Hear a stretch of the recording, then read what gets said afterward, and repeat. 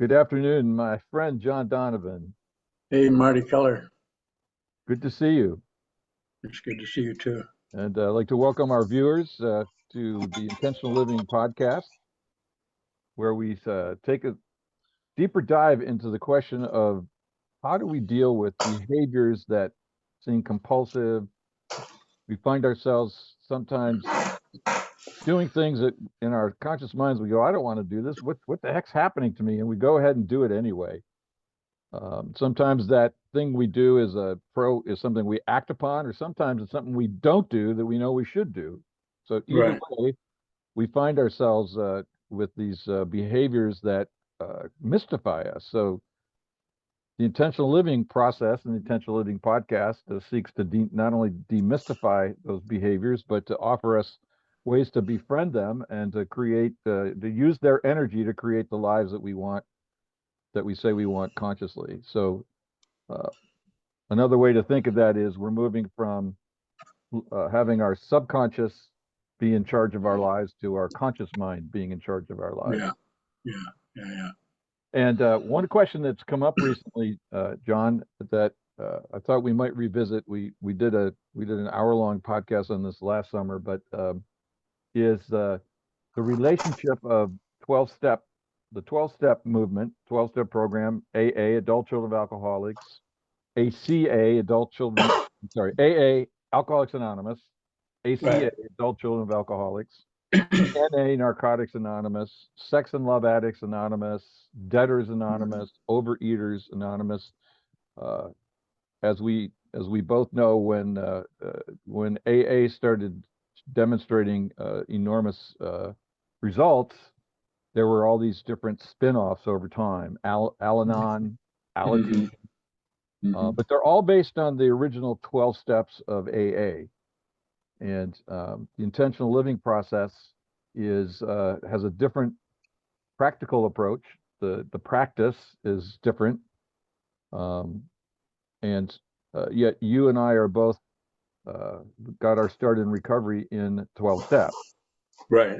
I know Yeah. explicitly for you, you essentially developed the intentional living process in great part, not entirely, but in great part as a result of your experience in the recovery, your personal recovery, sitting in hmm rooms with fellow addicts who were committed to sobriety, and or in the case of adult children of alcoholics, committed to healing of childhood trauma. And yet, our process is a little bit different.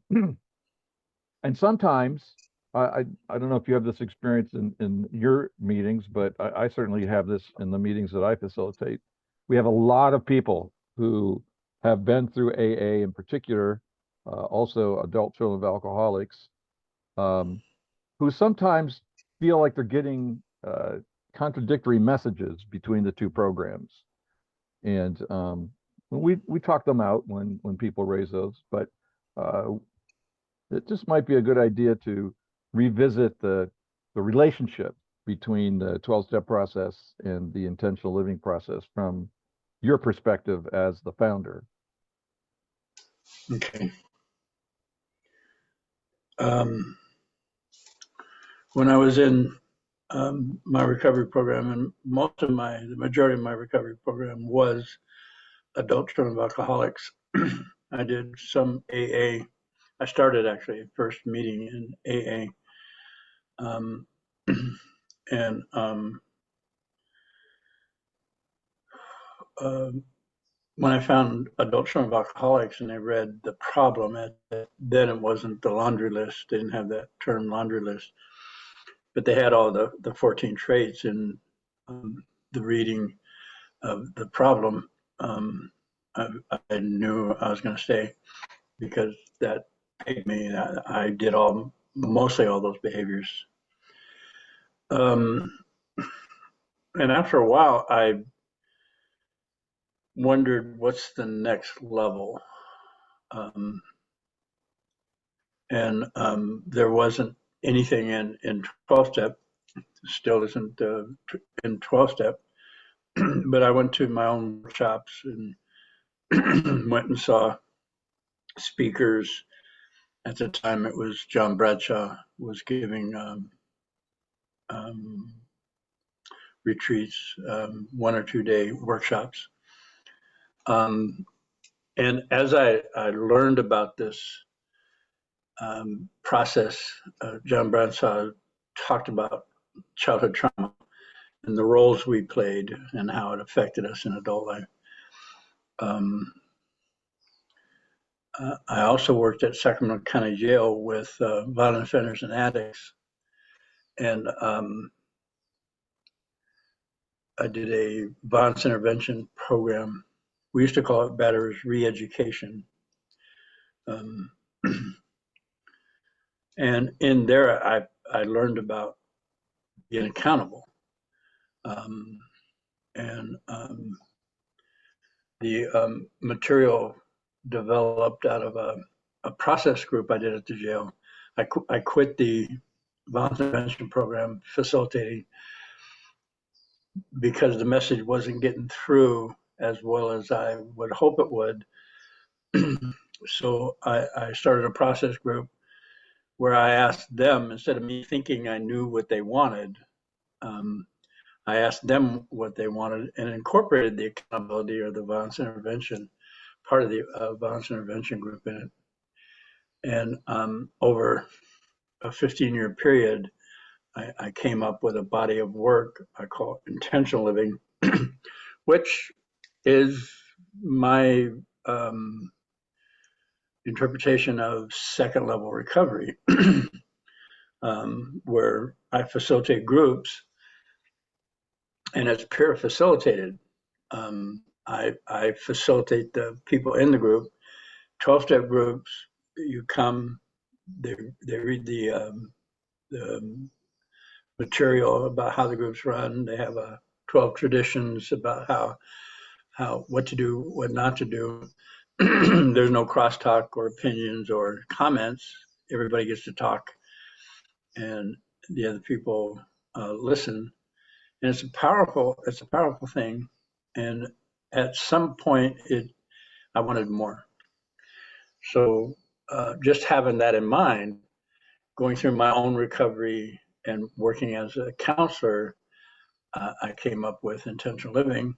And there's a process in that intentional living I call accountability tree, where you simply state where you're at, like, hi, my name is John, I'm an alcoholic. That was my experience of relief before I knew about intentional living or even thought about second level recovery.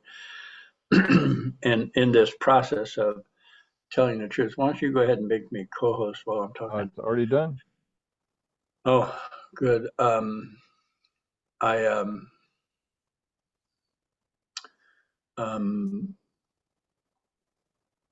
it's not like I stumbled on it. I had my head down in my recovery, and it came out. It worked real well with the men inside jail or prison, and it translated really well into the community at large. So all of the groups I do now are in the community. I no longer work in either the jail or the prisons. And in Adult Children of Alcoholics, they talked about loving parent, going to your loving parent. And for a long time, I didn't understand what that was. And I went to 12, a gentle way through the 12 steps, which was the ACA workbook back in the day. Now they have the laundry list workbook, trait workbook, and they have another workbook, 12 step, going through the laundry list and then, and going through the 12 steps. And this accountability tree, let me bring it up. Is there any comment on what you heard me say so far? Yeah, before we dive into this, you've made the reference a couple of times to second level, and maybe it would be a good opportunity to explain what you mean by second level. Okay, good. I think I know what that is, but I don't know if our viewers all get it. The 12-step program is designed a specific way to maintain sustainability. So people keep coming to it. It's a program of attraction and not promotion. So the people who are attracted to it go to it. And ACA specifically is a real safe place for somebody who has what we now call complex post-traumatic stress, or how the adult children of alcoholics frame it as family of origin dysfunction or childhood trauma, where they can come and sit and listen. Nobody points at them. Nobody says anything. They don't have to introduce themselves. They can pass, and they can listen for a long time. In fact, when I first got into adult children of alcoholics, I didn't say anything for, I don't know, 8 months. I just went in, listened. Um, I didn't say anything and for then, 11 months, so yeah, I get it. yeah. So it was a safe place. And it's safe because of their guidelines. Somebody raises their hand and talks. They have so much time to talk, and then they're done. And everybody just says, thank you for your share, or I forget what it is. Anyway, in this group, though, there's a facilitator. So I, as a facilitator in the jail, would guide. It's more of a guide, and I want to say do the best I can to be non-judgmental. In fact, that's one of the things I learned in Sacramento County Jail specifically, was to see these men for who they were instead of what their charge was or what their behavior was. So I learned to not judge them and then talk to them about what they wanted instead of where they found themselves, what they had. And you spoke to that in the introduction, that we find ourselves in patterns of behavior. For the addict alcoholic, it's either drinking or using. And that pattern, after a while, even though I don't know about them, I wanted to quit. I found that I couldn't quit. I would say, well, I'll just, or modify it. And no matter how hard I worked, the old pattern of obsessive use happened. Um, and I couldn't break the pattern until I got into the 12 step. And that's the basis of intentional living, is knowing where you're at, whether you're in a pattern of drinking or using or obsessive compulsive thinking, a pattern of inability to sustain long-term loving, caring relationships. One of my patterns was, by the time I was, I don't know, 28, I hadn't held a job for more than a year. I would go from job to job to job. And at first it was okay because I would get either a better paying job or one I liked better. And I would blame either the boss or the people or the situation or whatever it was. And what I want to point out, though, in adult children of alcoholics, they have this concept of loving parent. In other words, the parent that we didn't have, where they mirrored for us as we were developing emotional regulation, frustration tolerance, impulse control, and delayed gratification. That's a maturation process from infant to 18 years old. Learn how to regulate their emotions and handle frustration, and the other two, impulse control and delayed gratification, to become a contributing member of your community. See, so the concept of loving parent, they talked a lot about it, but I didn't really understand what that meant. Like, be nice to myself. Um, and what I found when I created I didn't create it, but when it came together, the accountability tree came together, and let me bring it up, and it's a process of just saying where you're at, in the moment. This is what I mean by account. This is what it looks like. So saying the truth, and the truth I mean is finding wherever you find yourself in the results column, the display of complex post-traumatic stress, the display. For a military guy coming from a combat zone, it would be isolating in his room with a bottle of vodka.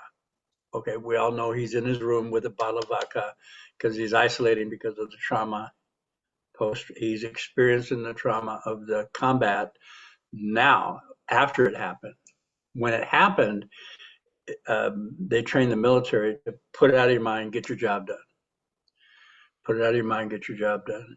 So the trauma is still in there. So after the war, when they come back, is when they experience the post trauma. And the results are startle effect, hearing a loud noise, startling, or isolating with a bottle of vodka, whatever it may be, and it becomes a pattern. Own that. Say the truth about that where you find yourself. Now, what I'm asking people to do is own their character defects, those things that are detrimental to their well-being. For me, it was heavy drinking. It was also going to work, workaholic.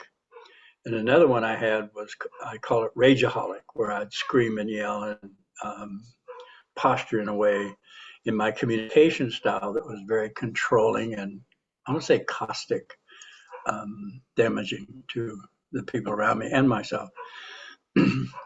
So say that truth, and I'll give you an example. My truth would be mean to the point of cruelty. And then take a breath. Blame-free, judgment-free. When, and I want to equate this again to loving parent. I see this process as the experience of me being my own loving parent. Okay, so when I say my truth, I'm mean to the point of cruelty. And I take that breath. In that breath, I'm not thinking, which I'm not in blame, or I'm not in judgment, or I'm not in criticism of that, or beating myself up for that. I'm just stating the truth. Take a breath. And there's a body sensation that goes along with that. Sometimes I can't even name it, but there's a feeling tone inside. Blame-free, judgment-free. And then I go to stating what I want through the statement, I intend to, mean to the point of cruelty, I intend to be kind. Well, what I found is that that's the loving parent. I did that. I was frustrated, irritated, agitated, angry, petulant little 8-year-old, mean to the point of cruelty. And I didn't get blamed. I didn't blame myself. I didn't judge myself. I didn't punish myself. I didn't demean or diminish myself. I simply heard it. And then created the intent based on specifically what that truth was. So that process, go ahead. So what you're saying is that a parent who knows how to be loving would treat his or her child, let's use the 8-year-old example, would treat his or her 8-year-old in this exact same way. Yes. I see that you're upset. I see that you just hurt your friend. How do you want to be? Correct. And the examples I give are with my with my grandson. He's 9 now. And when he was 4 or 5, I would come over, and because his mother asked me to come over to watch him, she had to either go to the store or do something. And every time he saw me, he knew that his mom was leaving. So he'd go, I don't want you here. Okay. He expressed his frustration, anger, ire, fear. It doesn't matter. He was expressing from that, It's mom's true. leaving, I don't want to. Okay. So I mirrored that for him. I said, oh, I see I heard you say you don't want me here. I heard you say you don't want me here. You must be frustrated. You must be sad. Um, I didn't punish him. I didn't take it personal. See, when my kids did something like that in their youth, Marty, I took it personal, and I I hear said, you. you can't talk to me that way. Who do you think you are? You go to your room. I ostracized them. I'll show you. I'll show you. So they didn't get the mirroring that my grandson's getting. So when I say that truth, I'm mean. I hear you say you're mean. I hear, and that same thing that's happening with him is now happening internal with me. Yes, I'm angry. Yes, I'm mean. Nice deep breath. And it processes through this There's act, truth. there's actually an additional um, advantage that we have when we do this ourselves because we can feel our own feelings, whereas Yes, we can't feel our kids' feelings. correct. We can ask. You can do that Yeah. reflection process with your grandson or your children, but we Mm-hmm. still can't feel their actual feelings. In this Correct. process, when I do the accountability tree and I speak my truth, yeah, I just did something really nasty to my friend. I was cruel. Yes. Yes. I can feel the impact of that behavior in my own body. And that's a key word is the impact of the behavior. It is registered. Now, the other thing about as doing this as an adult, in encrypted in that truth, in that statement, I mean the point of cruelty, is the trauma that thought that was a good idea to survive. And this is all subconscious. One of the things I say, and I'm going to say it right here, to heal the subconscious, because we don't know what it is, it's a feeling tone thing. To heal the subconscious necessarily is the realm of the subconscious.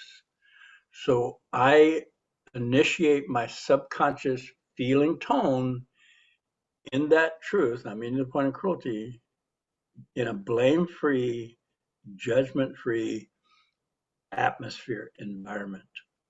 And that happens in the breath. And validate, I validate Solomon. I see you're angry. I see you're frustrated. And then when his mom left, he would do something else. And I'd say, I see that you're sad that your mom left. And he could connect the feeling with the event, his perception of the event. He wasn't, it's like when I had a feeling, I was so estranged from my feelings. If I had a feeling, I had to blame it on somebody because I didn't know what it was. I didn't know how to deal with it. Um, an example of that is when I got embarrassed. If I turned red before my recovery, somebody got hurt. Somebody got either dismissed or demeaned or ridiculed, or I did it to myself. And I impacted whatever trauma prompted that estrangement from my emotional body got impacted over and over and over.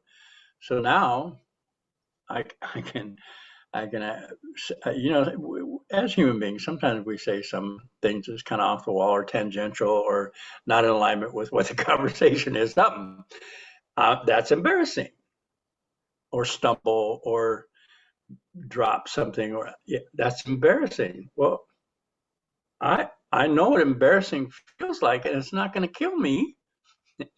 And now I can say, and At I least do not when I yet. do, yeah, when I get embarrassed, what I first started saying is, hey, how red am I? Am I really red? Am I kind of cherry apple red, um, and make a joke of it because it's just part of the human condition. It's part of relationships. It's part of what we do together. And what I've found is those sometimes embarrassing moments are actually the bonding moments where we get to know each other and we get to be with each other, no matter how silly we may be or how peculiar, whatever the peculiarity is. They're bonding moments. They're getting to know people moments. Where before I would go into a fight, flight, freeze, please, like somebody was trying to kill me or harm me at least. Fight, flight, freeze, please, which was the rageaholic or workaholic. Screw you, I'm out of here. I'm going to work. They asked me to work overtime, so I can't turn down the money, whatever the reason was. Um, so I want to get back to loving parent. This exercise is actually an experience of loving self, no matter what the truth is. I remember owning I'm a liar. I'm a bald-faced liar. It's like something happened internally that was like a sloughing, like a finally. Yes, well, based on what happened to me as a child, hell yes, I lied for protection. People hurt, okay, and um, the insidiousness of this is that those coping mechanisms follow me into my adulthood because the trauma doesn't tell time. When the trigger happens, what we call the trigger or the stimulus, where I go into fight, flight, freeze, please, it ignites the trauma and it's happening now at a subconscious level. So my body goes into adrenaline before I'm even aware or even know it. And rightly so, because if there's danger, that's what adrenaline's for. Now, to my little 5-year-old, being ridiculed for spilling the milk or saying something silly is a is what's a strong word for death threat other than death threat? Um, Ostracized, humiliated, Right. and I want to say browbeaten or well traumatized. My parents when I was 5, Violated. I was like what are we 3.5 feet, and the parents are 6, so they're like twice. For now, it would be me standing in front of a 12-foot gargantuan Right. going, what the hell's right? It's like, so that's threatening. There's a word, threatening. And my body actually responds to threat by pumping adrenaline. And that's where the patterns come from to cope with the adrenaline. When I drank, everything was cool. You're cool, I'm cool, we're cool. What do you want to do? Before that, I would call it social anxiety, paranoia, whatever the pattern was. I wouldn't talk. I didn't. Somebody say, "How do you feel?" And I go, "What the? What do you? I don't know. What do you mean? What do I feel?" Like I remember this partner of mine asking me, "How do you feel about me?" And I'm thinking, "What the fuck?" And my response to her was, "We had a good time today." It's like, and she actually went, "No, John, not what you think, what you feel." And when she did that, I was triggered. It's like, here's what I said to her. I feel like you're coming at me with a baseball bat. Back off. And her eyes, she didn't know where and it was a simple question. Later in my recovery, somebody asked me how I felt.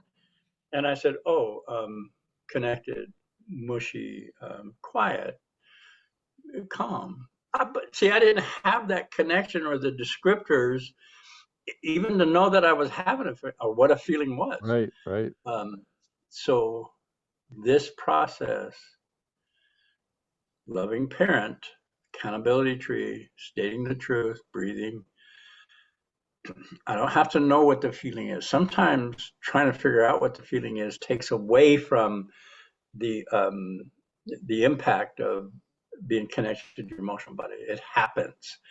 If you get to that truth in this context, blame free, judgment free, there's a relief, there's a sense, there's a healing, and I can feel that in my body. I don't know, I can name it, and now I can name it, but when I first started, I couldn't even name it. And then what came out of me based on that feeling tone, like, I mean, I intend to be kind. Now, I didn't know how to be kind, but that intent in the healing is now registered as safety. And I find myself different. I want to say less caustic, less sarcastic.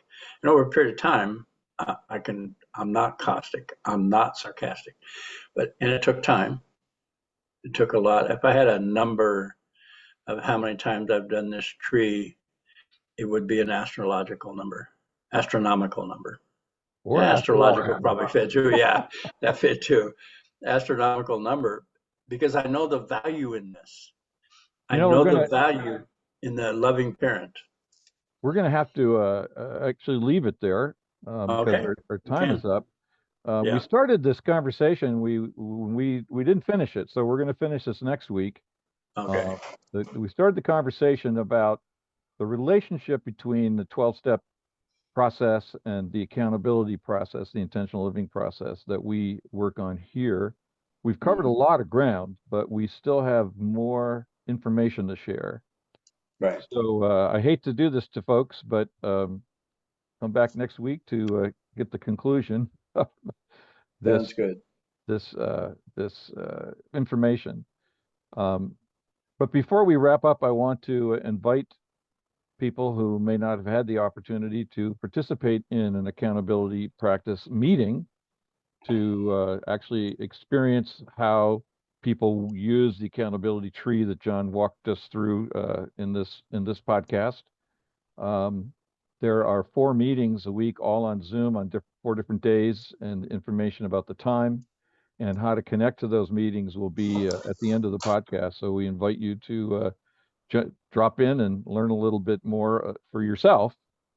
Because here in the podcast, we talk about it, but it's really an experience to have. Yes. John and I have both, through the many years that we've been involved with this, experienced this. As John you just said, you don't know how many times you've worked the accountability tree for yourself. And when we work that tree, we actually create that change, that shift in our subconscious that over time, for me anyway, leads to a significant healing so that complex post-traumatic stress experience that John talked about or that you talked about gets healed. Get the intensity of it starts to diminish as healing Mhm. takes place, Yeah. that we'll leave ourselves in suspense here. The key is to become your own loving parent, as we say in the Adult Children of Alcoholics program. And John began to talk about that, and we're going to dig into that a little bit more extensively in our next podcast. So please stay tuned for that. And John, as always, thank you very much for You're your welcome. wisdom. And I look forward to seeing to hearing more about this topic next week. Okay. Thank you, Take Marty. take care. Have a good weekend. Yes. Bye bye.